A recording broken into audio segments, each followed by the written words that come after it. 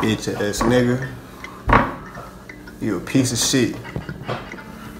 And I hope you know that. Nah, I'm fucking with you, obviously. I'm playing. Hope y'all having a good day, good afternoon, evening, whenever you and wherever you watching this in the world. I hope everything in your life is going well. And if there aren't that many complaints, cause I don't got none. Everything's swell. Shit, obviously you read the title, you know why we here, you know what it is. We're gonna be talking about love today. I mean love in general. Love is whatever you think it is, whatever I think it is. I'm gonna be talking from my personal experience, readings and passages and stuff that I've read, the research I've done, the things that I paid attention and looked out for, and information I've collected from over the years. And I've been paying attention to this subject since I tried to figure out and understand what it actually was. I don't know when this was, probably early on. Probably in church, you know, just coming from a symbol, not really knowing what it is, not being able to see it, it's not tangible.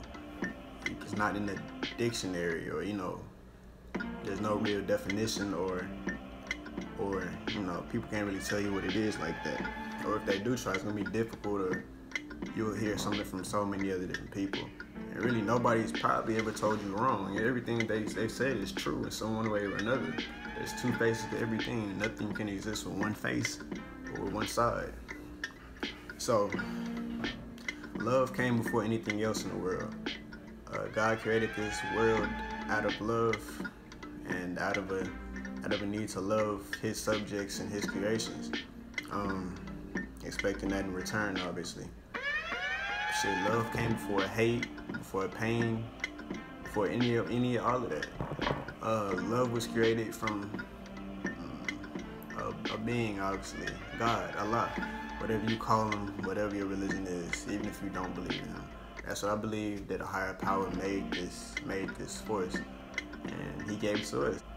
I personally theorize that love was a force, an entity that started off by itself and was probably meant to be by itself.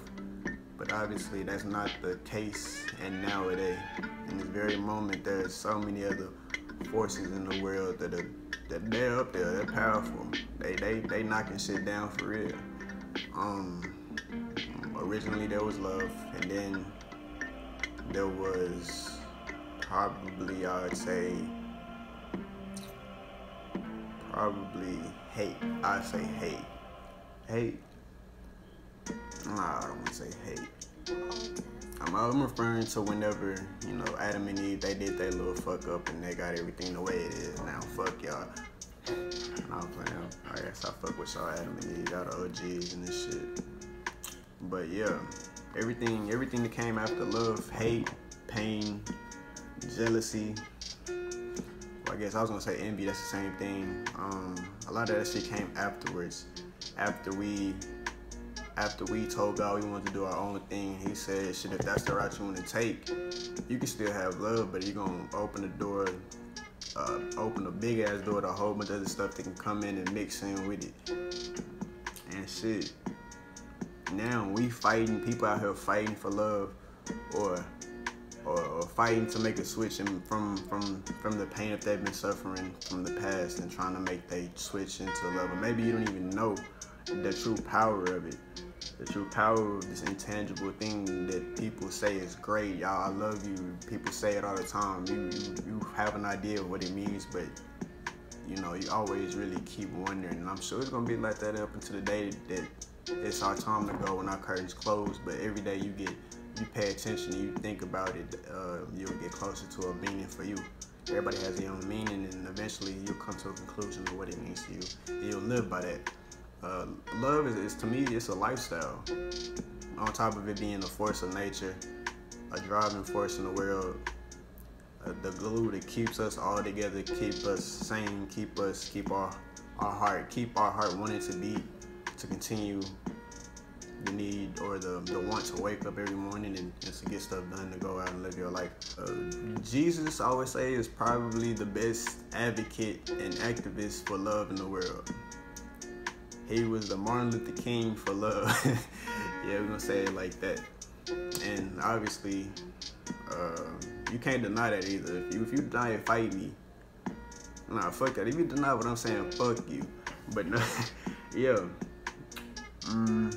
God gave his one and only begotten son to the world because he loved us so much to save us all, save our asses because it was fucking up that bad. He basically sacrificed his own son, his own blood, basically killed off a part of himself, our only God, to save us because he loved us so much. If it was me, and people was talking about you gotta die for me, hang on the cross, get stabbed up, let some people, put a sponge in your mouth with some vinegar and drag a fat ass cross to your death with two other people that, you know what I'm saying? Like, hell no, I ain't doing that shit. You already know the story. Like, but he loved us so much that he gave his life for one, and only get one of these too. It's the one thing you can't get back, besides time and a couple of other things in the world. Yeah, that's one of the ultimate types of love, honestly, to me. I found myself on a couple of different occasions where I unconsciously thought about my own safety, my own life, where I was ready to give it up for somebody else that I love so much, my family, a situation like that. Yeah, love has different meanings too. In the Bible, the Quran, whatever you read from, usually they're going to be different meanings, but they say it. They say it multiple times, and whenever they say it, they'll mean different things. In the English translations, they say love a couple of different times in the New Testament. It was written in Greek, if you know that. It was written in Greek in the New Testament. And the Old Testament was written in Hebrew and, I don't know, I think Aramaic or some other shit like that, I don't know. Yeah, and then in the Greek word for love is agape. What that means is to love God and his people. Maybe if that's confusing, to me, my perception is to love God and his people has one entity, because if you remember, we were made in his image. We're not part God, but we're a part of him. We're a part of his essence and his vitality in the world. Since he created everything there is, everything you see is a part of him, and so are we. When we look into the mirror, we can see, we can see a better version of ourselves. The better version of God has put in us to where maybe, hopefully, striving to get to every day. And that's another meaning for love, is to love us, the sinners. Well, really, shit, if you want to love God, I guess you have to love his people. You have to love everybody else in the world, even your enemy. God, he was a good example of loving his enemy, even though, what they did for him. Not even the crucifixion, but, he turned the other cheek. That was another part of loving your enemy. Am I doing that? Honestly, no. If somebody hit me, you get in these hands, bro. We get in that grass on God. Forgive me. Yeah. But honestly, I can see the meaning. Am I gonna do that? Honestly, no, but I can understand. It's about understanding something else. Understanding. The power of understanding your fellow human, your fellow sinner, is also very important, I feel, too. When you have understanding for somebody else, you won't want to resort to anger or violence or, put hatred towards them, because you understand their pain and maybe what they're going through. You understand that they're a sinner just like me and you. We make bad decisions. We make a lot of mistakes. We fuck up a lot on a daily basis. And shit, when you understand that makes, when you have understanding, then that's the building blocks, that's the foundation for building your love for the world, for other people, for yourself, for your enemy, for your Lord. You know what I'm saying? It's about understanding, trying to open up your mind and expanding, letting go of everything else you went by previously, and making room for, basically reformat. We got to reformat the whole deal if you want to make this thing work. If you really want to let the power of love come into your life and build you up and change things for the better. Shit, when you have understanding, you can't. A lot of things are going to be different. You're going to be operating on a whole different level when you have a different level of understanding in the world. How do you get to this level of understanding? Maybe either you try on the daily as hard as you can to open your eyes up and take a different perspective on things. Or maybe God going to slap you in your fucking face and make you understand that shit. That's when you go through some hard times. That's when you're going to go through your lows.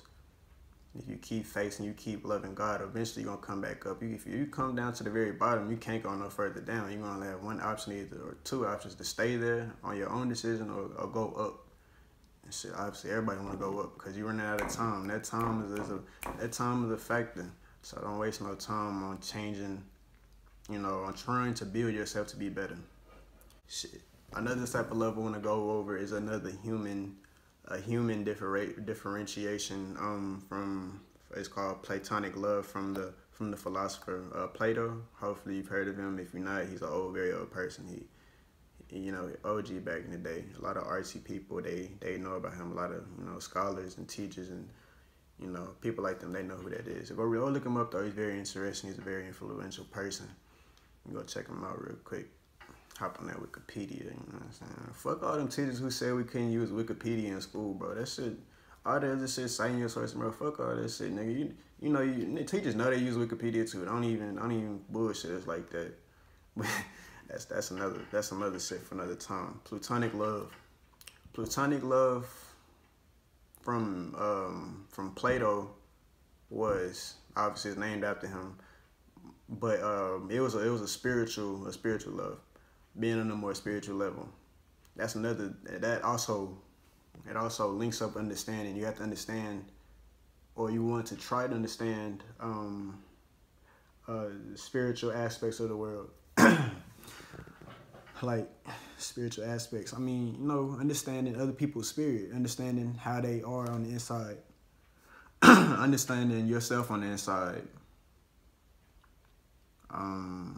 Understanding other things, how the world works, how the wind blows, how the trees sway from side to side, the birds flying in the sky, and enjoying all these things, enjoying the light and the vibrance outside early in the morning and the midday, enjoying the seasons as they come by every year, enjoying your birthdays, enjoying the holidays and the spirit behind them, even though a lot of the holidays, they aren't what they seem to be in the world. Thanksgiving, Christmas, Black Friday, all that stuff. But just enjoying the spirituality that's being dispersed out through the world from all the people. It collects up and you can feel the vibe. Like some people, they love Christmas to death. Be like, why? And they can't really explain it, or it'd be like the same thing that other people say, or they've been saying the same thing over and over again. They may not notice, or they may not be aware that this is the spirit and the feeling, the vibe in Christmas time. That's my favorite holiday. I know Christmas isn't really what it seems to be. People don't care that it's the birthday of the Messiah, the person who saved us all from doom and damnation. They not really caring about none of that. Christmas gifts and Christmas trees, fat white man, all that bullshit. I like it because I know that the religious meaning behind it, that, and just the vibe. I get to come around my family. Everybody working. People not working for them 2 days, Christmas Eve, Christmas Day. You get to be around your family, drink, smoke, open presents, be around the youngest, catch up with all of that, smile. People are constantly smiling around that time. And it's not that many opportunities in the world that you get to do that. That's just one example. I'm gonna get off that. Another thing, doing things out of love, showing your love, and not just saying that you love somebody. Saying, it comes to, actions speak louder than words type of thing. If you read the Bible, or if you've gone to church and you sat in the kids section or whatever, they told you or they explained to you some of the things that God, or Jesus, has done out of love. Like he was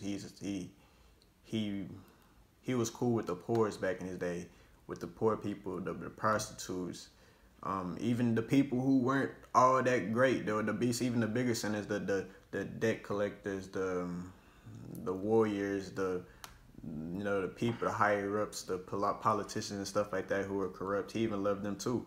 He showed his love by washing he was washing a homeless man's feet. He had bad feet. I forget where in the Bible it says, but I remember. I know it's in there. He washed the man's feet. He needed it badly. I'm not washing nobody's feet, but he did that out of love because he couldn't do it himself. He showed love to the prostitutes of his time because he knew that they were the outcasts of the world, and it was his duty, being who he was, and just because he loved them so much, that he brought them back into the family, into the circle, they closer knit. He did all that out of love. Another thing I want to talk about with love, it being a force and invisible and tangible thing. I read in school that there was an experiment done. It was a terrible experiment too, honestly, but they took infants, newborn babies, and a couple of them too. They raised them by themselves in solitude, isolation, only having interaction to change them, feed them, regular stuff like that to make sure that they were alive. But besides that, had no other interaction with humans, no other heartbeat being inside the room. And all of these babies died, every single last one of them. Why? Because there was no love or interaction being shown to them at that age. And me thinking, I was like, maybe, love or being, maybe that has something to do with it. That's one of my little things I've had on my mind thinking about. I'm gonna find that experiment. I'm gonna leave it in the link at the bottom. But yeah, that's that. I hope y'all have a good day.